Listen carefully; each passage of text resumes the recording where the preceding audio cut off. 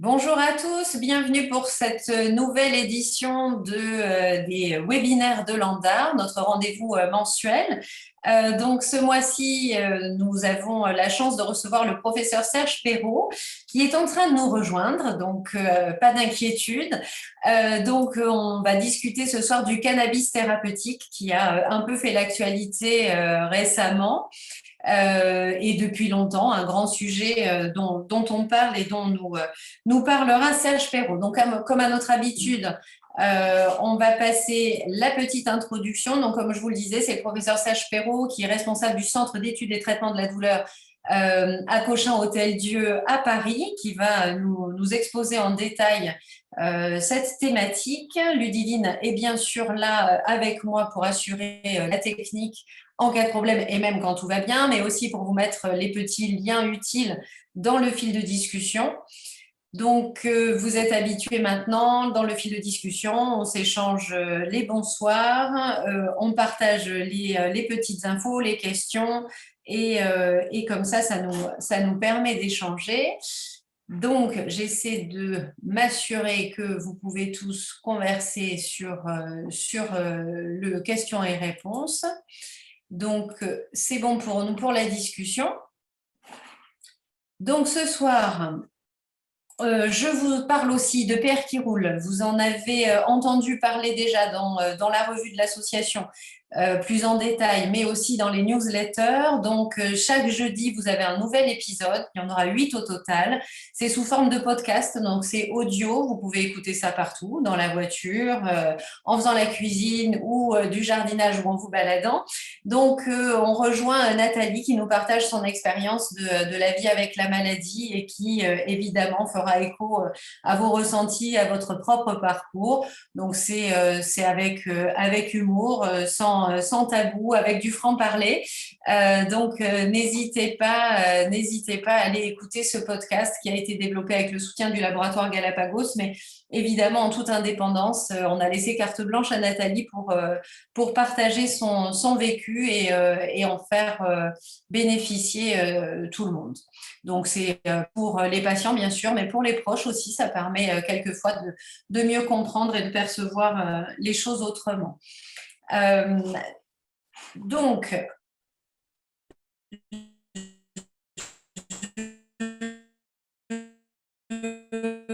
fais une petite pause parce que le professeur Perrault essaie de me joindre, donc je pense qu'il y a un souci. Ludivine, si vous pouvez rappeler Serge Perrault, ce serait parfait. Je vous partage aussi une campagne qui a cours en ce moment qui s'appelle Arthrite Révélée. Vous pouvez aller sur le site internet pour découvrir des fiches pratiques, la communication avec le médecin. Donc, n'hésitez pas à y aller. Je vois que le professeur Perrault nous a rejoint, donc je vais terminer bientôt ma part. Bonsoir, Serge. Bonsoir. Bon, alors, Alors, je finis juste l'intro et je te laisse la main. Donc, le dernier numéro de la revue de Landar est disponible depuis quelques semaines maintenant. N'hésitez pas, si vous n'êtes pas adhérent, faites-le. Évidemment, ça soutient les actions de l'association et l'association n'a qu'un seul but, vous soutenir vous. Donc, n'hésitez pas à adhérer. Vous recevrez donc la revue, vous le voyez, actualité, Covid, on parle de recherche, on parle de tout un tas de choses à chaque fois. Donc, n'hésitez plus. Pour manquer aucune information, vous le savez, vous pouvez aussi vous inscrire gratuitement à la newsletter et recevoir chaque mois toute l'actualité autour de la polyarthrite et de l'association et également avoir un accès privilégié pour recevoir nos documentations. Donc cette fois, ça y est, j'en ai terminé. Je laisse la main au professeur Perrault qui va nous parler du cannabis thérapeutique.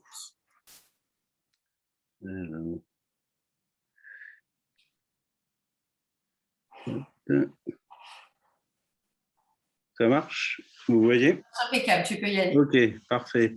Bien, bonsoir à toutes et à tous. C'est un grand plaisir de vous retrouver ce soir pour cette réunion de votre association et de parler d'un sujet qui est effectivement d'actualité, très à la mode. Il ne se passe pas en ce moment une matinée de consultation sans que j'ai 2 ou 3 patients qui me posent la question et qu'est-ce que vous pensez du cannabis? Est-ce que ça peut m'aider? Est-ce que le CBD? Enfin voilà, beaucoup de questions autour du cannabis, donc c'est d'actualité. Je vais essayer ce soir de répondre à vos questions. Donc, je suis médecin de la douleur, rhumatologue à l'hôpital Cochin, donc où j'ai un centre de la douleur qui est dédié essentiellement aux douleurs ostéo-articulaires, polyarthrite, spondylarthrite, arthrose, fibromyalgie, lombalgie, etc.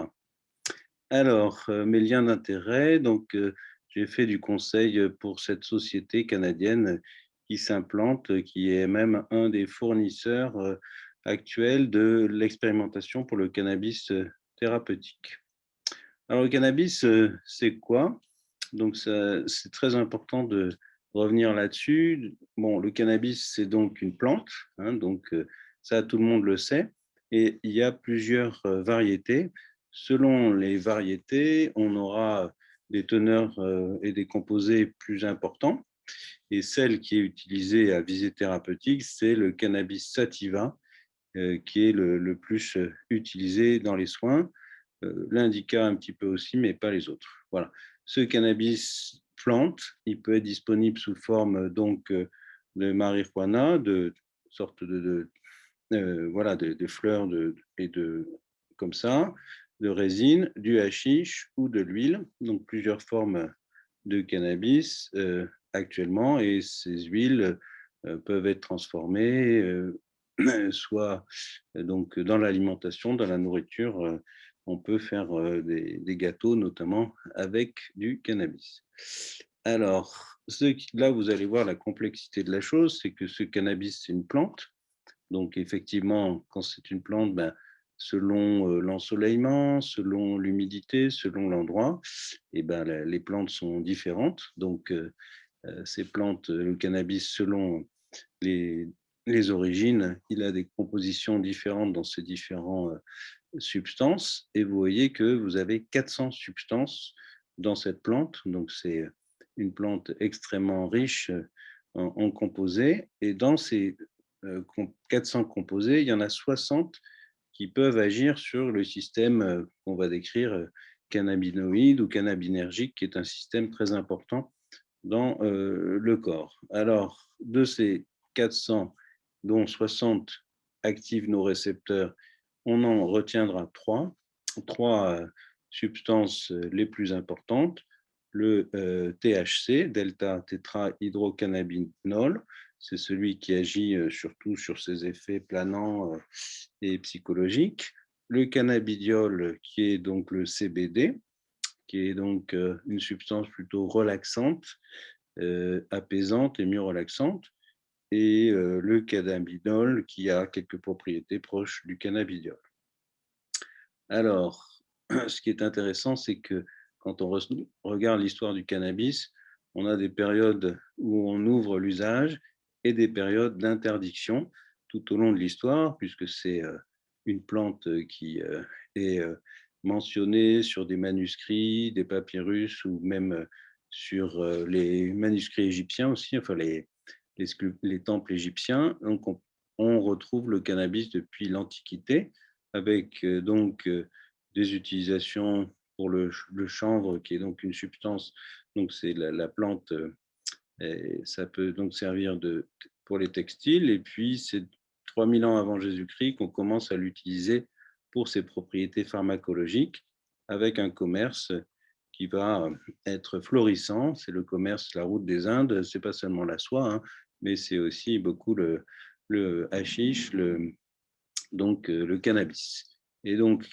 en 1378, pour la première fois, alors que c'était vraiment un commerce important, on a un édit qui va donc interdire l'utilisation du cannabis. Napoléon, qui a fait beaucoup de choses, dont on parle beaucoup en ce moment, ben, il a déclaré la prohibition de la marijuana lors de la campagne d'Égypte. Voilà. Et puis, donc, on a plusieurs pays qui ont fermé tout ça. Et puis maintenant, on est plutôt, donc ici aussi aux États-Unis, depuis les années 75, on commence à avoir des programmes qui donc utilisent le cannabis dans le glaucome, la sclérose en plaques, le cancer, avec progressivement, on voit les pays qui vont s'ouvrir, et le Canada a été le premier à offrir l'usage médical, hein, l'usage thérapeutique. Voilà. Et en fait, l'histoire va voir en parallèle des interdictions de l'usage récréatif ou des autorisations. Et la même chose pour l'usage médical. Voilà, vous voyez, en Angleterre, depuis novembre 2018, l'usage médical est autorisé. Voilà. Alors, par rapport à ça, il faut voir que la consommation de cannabis, elle est quand même très importante en Europe et ici, essentiellement à usage récréatif, la France étant un des pays les plus gros consommateurs, alors que c'est un des pays où je dirais, la législation est la plus restrictive. Donc, on voit que l'impact de l'interdiction est plutôt inverse du résultat. Alors, on a à l'heure actuelle, là on va parler maintenant surtout du cannabis thérapeutique, beaucoup d'idées un peu préconçues sur le cannabis. C'est une plante, donc c'est naturel. Voilà, je dirais juste qu'il y a des plantes qui peuvent être très dangereuses, hein, qu'on utilise en thérapeutique, la colchicine par exemple. Voilà. Alors, donc, c'est bio, c'est naturel, c'est des produits locaux. Maintenant, on va voir que ce n'est plus tellement le cas, hein. Ce sont les grosses firmes pharmaceutiques et surtout qui fabriquent du tabac qui se sont lancées là-dedans. Et donc, on imagine qu'il n'y a pas derrière de lobby ou d'autres pressions économiques. Non, en fait, il y a des énormes conglomérats qui se sont formés. Et donc, le cannabis, c'est aussi un marché du futur. Alors, sur quoi ça va agir? On a des récepteurs dans le corps, un peu partout, au cannabis. On a des récepteurs au niveau du système nerveux central, globalement, qui vont participer à beaucoup de fonctions du cerveau. La mémoire, par exemple, les sensations de plaisir, l'appétit. Donc, beaucoup d'éléments positifs, mais aussi ça peut inhiber notamment les nausées et vomissements dans certains cas. Alors, en périphérie, on a aussi des récepteurs, et ça intéresse par exemple les maladies inflammatoires, comme donc la polyarthrite. Ça pourrait avoir une action anti-inflammatoire, mais puisque ça va bloquer des récepteurs sur le système immunitaire. Alors ici, une terminologie, c'est en anglais, mais c'est la même chose en français. Il faut bien différencier beaucoup de choses. Le cannabis herbe, donc, qui lui donc est un cannabis qu'on peut développer à usage récréatif ou thérapeutique. Au sein de tout ça, il y a le cannabis médical ou cannabis thérapeutique. Ça, c'est des plantes, mais elles sont contrôlées, ce qui est très important. On contrôle leur teneur en THC, en CBD, on contrôle la fabrication. Donc, c'est un cannabis qui rentre dans tous les critères de validation et d'évaluation des autres plantes qui sont vendues par les pharmaciens. On a à côté de ça ce qu'on appelle les cannabinoïdes. Là, c'est des substances synthétiques qui donc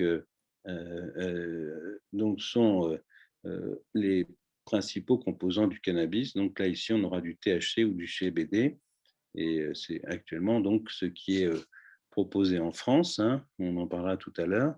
Donc en France, à l'heure actuelle, dans les magasins de nutrition, on peut se fournir en CBD. Il faut savoir que ce n'est pas autorisé, mais ce n'est pas interdit non plus.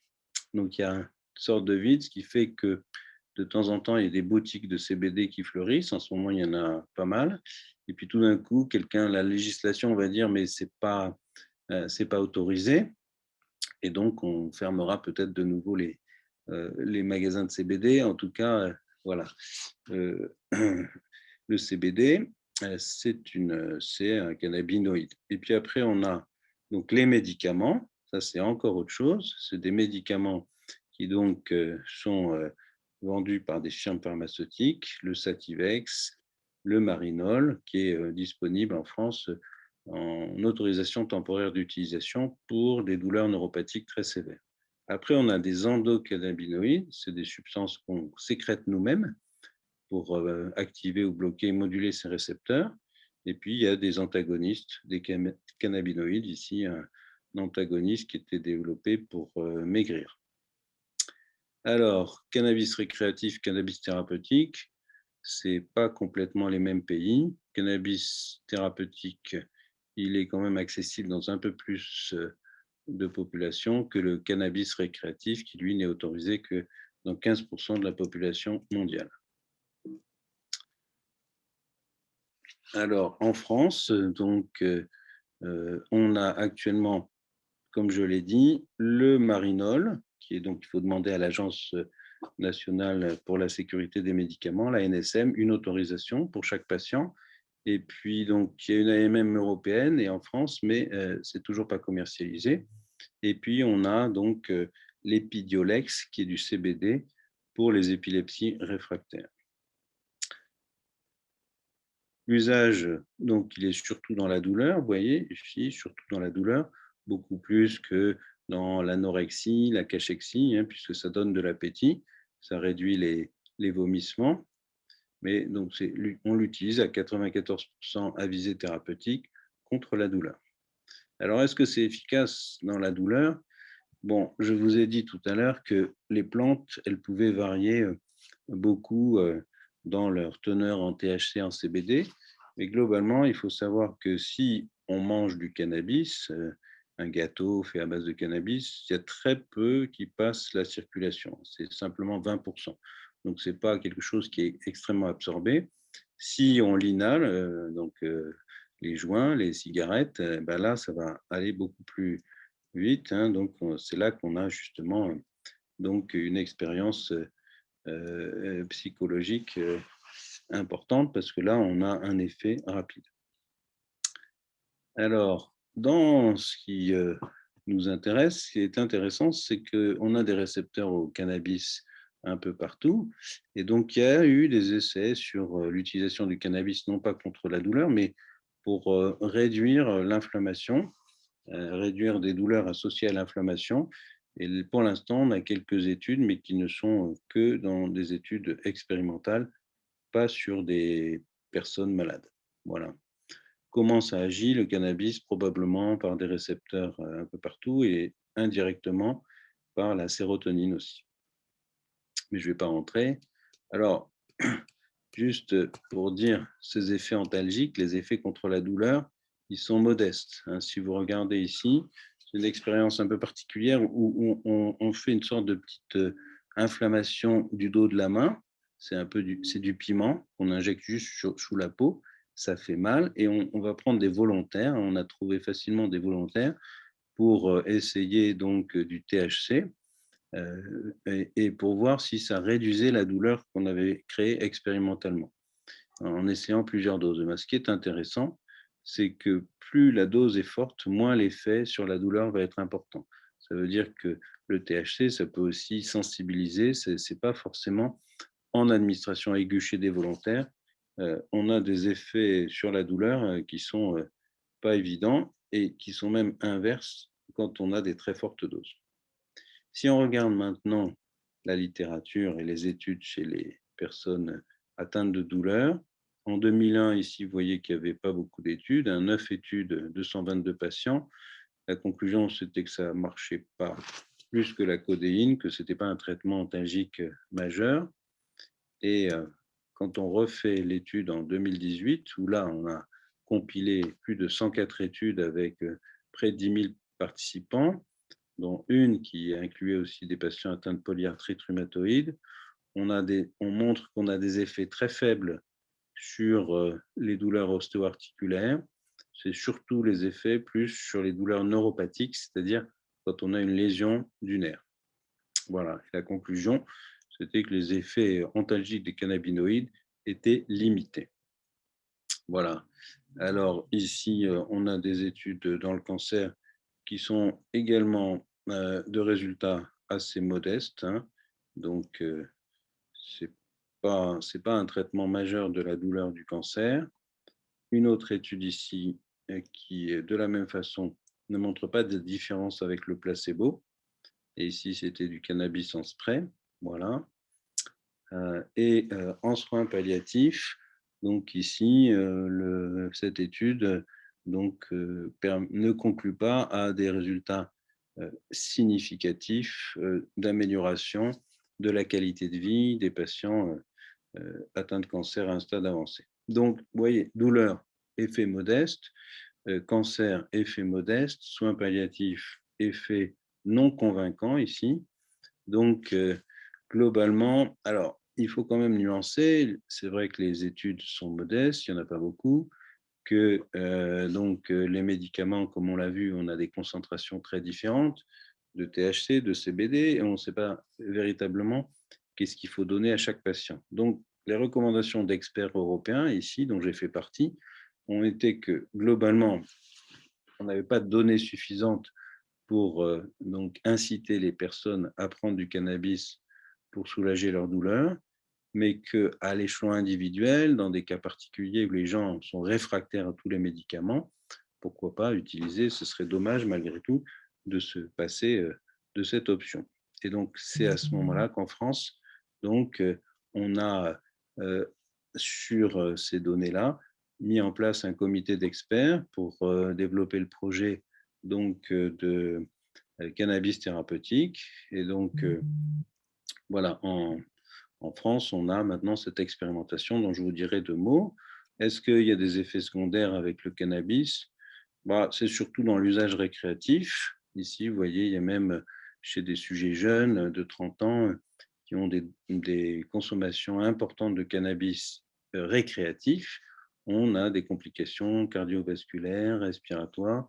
Donc, ce sont des traitements qui ne sont pas non plus anodins, avec globalement ce qu'on appelle lors de l'intoxication chronique le syndrome amotivationnel. On a envie de plus rien faire, on est donc complètement démotivé par rapport à l'extérieur. Voilà. Et c'est différent bien sûr de l'effet aigu qui est un effet assez proche finalement de l'alcool avec une ivresse liée au cannabis comme avec l'alcool. Quelques problématiques psychiatriques. On sait que chez les sujets jeunes, notamment les adolescents, l'utilisation de cannabis serait un risque pour des états de schizophrénie. Voilà.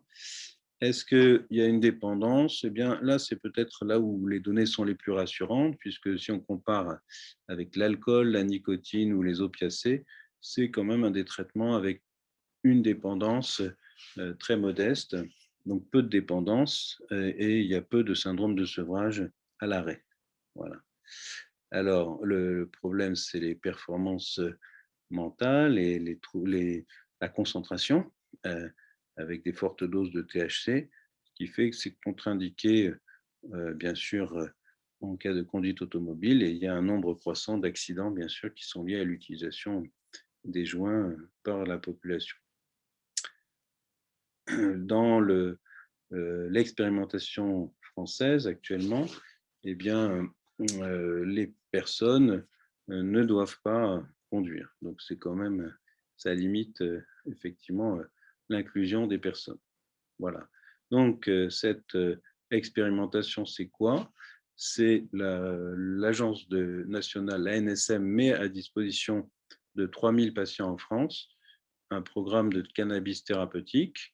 Il y a 5 indications: les douleurs neuropathiques, le cancer, les épilepsies réfractaires, les scléroses en plaques et je ne sais plus, et oui, certaines épilepsies de l'enfant.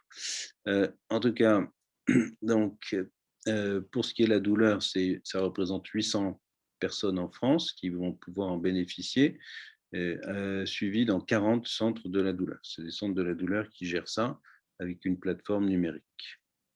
Voilà. Alors, donc, que dire du cannabis? Que globalement, ça a un effet qui n'est pas majeur dans la douleur.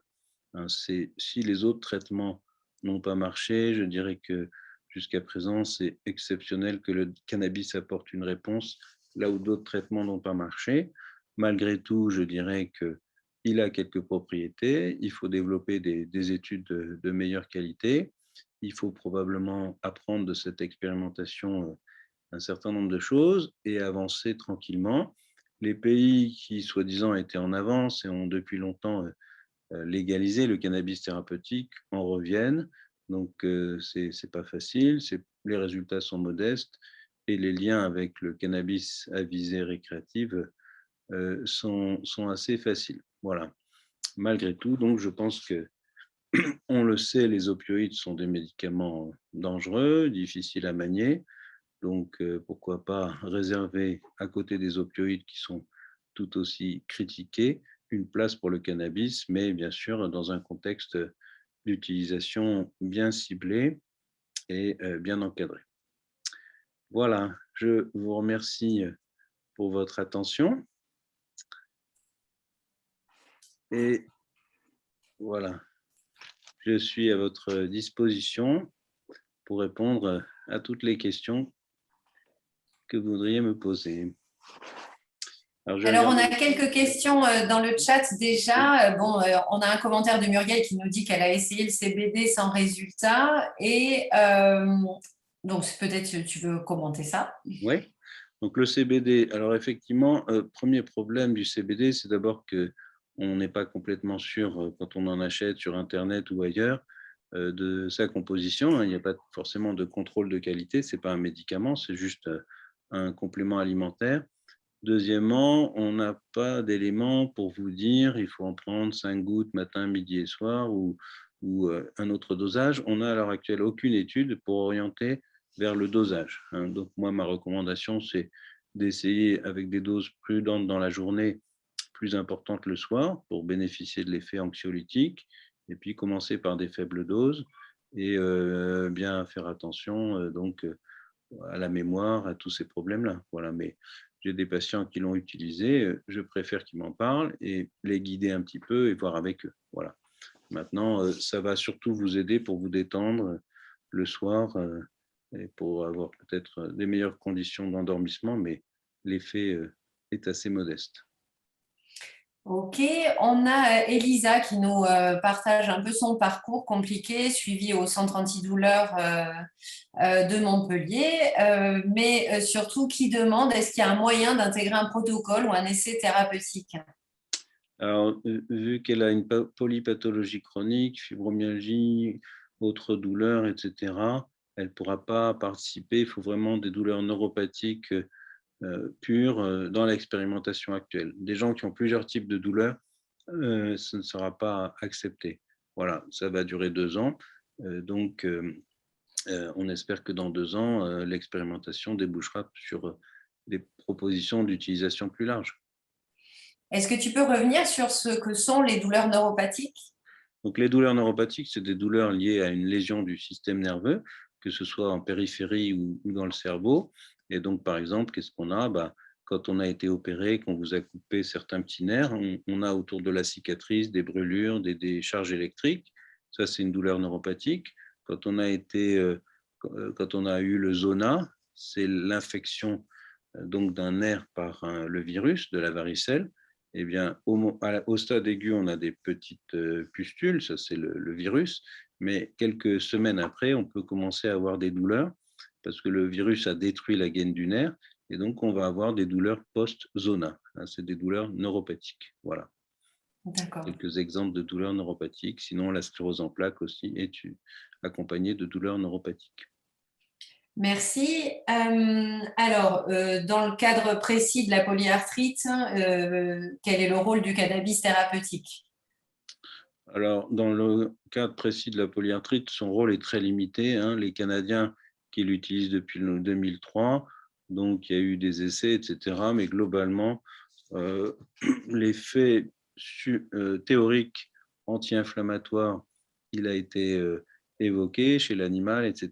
Je pense que ça pourrait être une voie de recherche, mais pour des cannabinoïdes, des dérivés synthétiques. C'est-à-dire, si on ciblait spécifiquement les récepteurs de l'inflammation et pas les récepteurs du cerveau, ça pourrait être un élément important. Mais à l'heure actuelle, le cannabis thérapeutique dans les pathologies inflammatoires a un effet très, très limité.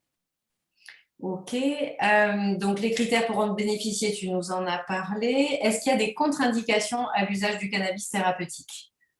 Alors, les contre-indications, effectivement, ça va être surtout des pathologies psychiatriques, des personnes avec un risque de d'évolution vers une psychose ou de déstabilisation d'un état psychiatrique. Voilà. Ceux qui travaillent sur des machines donc de précision, voilà, ou qui conduisent des camions. Voilà, donc les états psychiatriques et puis voilà. Pour d'autres, ça va être plus discuté. Dans notre étude en France, on exclut aussi les personnes qui ont fait des accidents vasculaires, des maladies du cerveau, mais c'est vraiment par sécurité. Ok. Qui prescrit le cannabis? Le généraliste, le rhumato, tous les médecins? Qui peut prescrire? Alors, dans l'expérimentation actuelle, il faut avoir un permis de prescrire. Donc, moi, j'ai passé mon permis, je l'ai eu, voilà. Bravo. Je vous le montrerai. Et donc, mais ça fait l'objet donc d'une formation. Il faut un médecin qui soit impliqué, motivé, parce que c'est quand même une formation de plusieurs heures. Hein. Il y a 5 heures en tout, voilà. Et à chaque fois, il faut qu'on passe des QCM pour montrer qu'on a bien compris. Donc, c'est 5 heures de vidéo, mais c'est beaucoup plus long. Moi, j'ai pris une semaine pour me former. Donc, c'est des médecins de la douleur qui se sont formés, qui vont être les primo-prescripteurs. C'est eux qui décident. Voilà, dans 40 centres de la douleur en France. Après, le renouvellement peut se faire par un médecin de ville, un généraliste ou un rhumatologue, s'il a été formé, mais uniquement le renouvellement et pendant seulement 1 an. Il faut tous les ans au moins revenir au centre de la douleur. Voilà. Ok. Donc très encadré. Oui. On a une question là sur le chat en direct. Est-ce que la cortisone est compatible avec l'utilisation du cannabis? Oui, tout à fait. Il n'y a aucune contre-indication. Ça ne limite pas l'absorption des médicaments. Non, non, pas de problème. Enfin, si le médecin n'est pas favorable, comment fait-on pour en bénéficier quand même? Quel médecin? Son médecin généraliste? J'imagine le traitant. Si, Oui. si le rhumato ou le médecin traitant n'est pas vraiment ouvert à ça. Bah, on peut le comprendre. Il est peut-être effectivement pas au courant. Enfin, c'est des thérapeutiques spécialisées. Donc, il faut demander à votre médecin de vous faire un courrier pour le centre de la douleur près de chez vous qui participe à cette expérimentation. Voilà. 40 en France et en général, c'est assez bien réparti sur tout le territoire. Voilà. Et comment on trouve justement les centres participants? Je pense qu'il faut demander soit à l'ANSM, l'Agence nationale de sécurité des médicaments, ou sinon à la Société française d'études et de traitement de la douleur, la société scientifique, la SFETD. Voilà, il y a un site, je crois que c'est sfetd.org ou quelque chose comme ça. Bon, Ludivine va nous trouver ça très vite, je suis sûre. Voilà. Monique nous demande si le CBD ou le THC ont des effets bénéfiques sur les contractions musculaires. Oui, a priori, et là c'est plutôt le CBD, hein, on pense qu'il y a des effets bénéfiques sur les crampes, les contractures musculaires. Il y a même il y a du CBD en pommade, en crème, donc pour des massages. Il y a probablement un effet, voilà, c'est plus là le CBD. Ok, et donc ce CBD, est-ce qu'il entraîne des troubles cognitifs? A priori, non, puisque c'est pour ça qu'il n'est pas interdit. En fait, il est, comme j'ai dit, il n'est pas autorisé, mais il n'est pas interdit. Ce qui est interdit, c'est les médicaments à effet psychodysleptique, dont c'est le THC. Voilà. D'accord, ok. CBD, peu d'effets cognitifs. Dans quelles conditions cela est-il prescrit? Tu y as répondu, je crois. Elisa nous dit, le CBD en huile fonctionne-t-il sur l'insomnie et l'apnée du sommeil? Pardon. Alors, pour peut-être les insomnies d'endormissement, hein, mais pas les insomnies au cours de la nuit, voilà, ça détend, voilà. Sur l'apnée du sommeil, pas du tout, aucun effet. Ok, bon, merci beaucoup Bah, de pour rien. cette vue d'ensemble Oui. du cannabis thérapeutique. Donc, ce Mmh. qu'on peut retenir, c'est que cette expérimentation, elle est très encadrée. Oui. C'est avec les centres antidouleurs, c'est des médecins formés. Mmh. Donc, on n'en est pas encore aujourd'hui à Oui. pouvoir aller s'acheter ce qu'on veut et à se faire ses Non, propres petites non, non, recettes à la maison. non, pas encore, ça c'est sûr. Voilà, ou alors dans des voies un peu moins légales et un peu moins thérapeutiques. C'est ça, oui, on perd le cannabis thérapeutique là. Voilà. C'est plus le même sujet. Bon, Ok, merci beaucoup Serge pour ton temps. Merci pour toutes tes merci. explications. Tout le Merci à monde te vous pour votre remercie. Les accueil. remerciements arrivent dans le fil de Merci. discussion. Voilà. Et Bien puis, sûr, s'il y a d'autres questions, ben, éventuellement, Sonia, tu pourras me les transmettre. Voilà. oui, bien sûr, j'y manquerai pas. Merci OK. beaucoup. Et il y aura le replay, évidemment, accessible à partir de Super. demain. Super. Bonne soirée. Merci, très bonne Au soirée. revoir. Au revoir. Et on se retrouve tous le mois prochain. Vous saurez bientôt sur quel sujet et quel intervenant. Maintenant, on vous fait du teasing, ça maintient l'intérêt. Donc, très bonne soirée à tous. Et donc, on se retrouvera au mois de juin pour une nouvelle édition des webconférences de Landar. Très bonne soirée. Prenez soin de vous, comme nous le dit Elisa, et des vôtres. Au revoir.